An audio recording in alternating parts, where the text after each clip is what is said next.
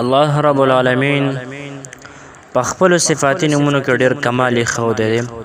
په خپل صفاتي نومونو کې رب کائنات ډېر زیات برکت ښودی دی.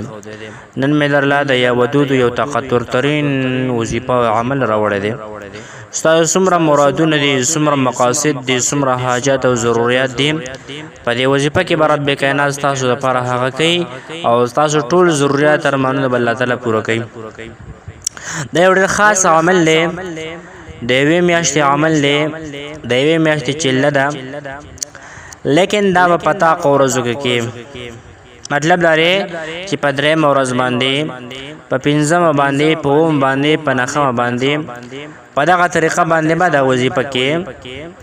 د الله رب العالمین د نوم چله ده، د خپل مخر مقصد دپاره به دا چله کوي.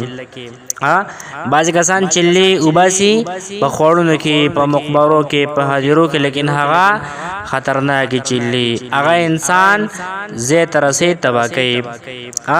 خو لیکن د دې وظیفې سایډ افیکټ نشته دی، څه خطره یې نشته دی، څه نقصان یې نشته دی، ځکه دا مضبوطه چله ده. د الله رب العالمین د پاک نوم د یا ودود ډېره ښکلې وظیفه ده. نو د الله رب العالمین د مبارک نوم چله وظیفه ده. ته به یا ودود یا لطیف، دا به 1000 مرتبه لولی، 1000 مرتبه یا ودود یا لطیف، 1000 مرتبه به دا ویته. او چې کله دا وویله په هغې نه پس دعا کوه چې د څه مقصد دپاره تا دا وظیفه وکړه، الله تعالی به ستا هغه مقصد لازمي پوره کوي. الله تعالی به ستا دغه مقصد کې خامخا خیر او برکت ږدي.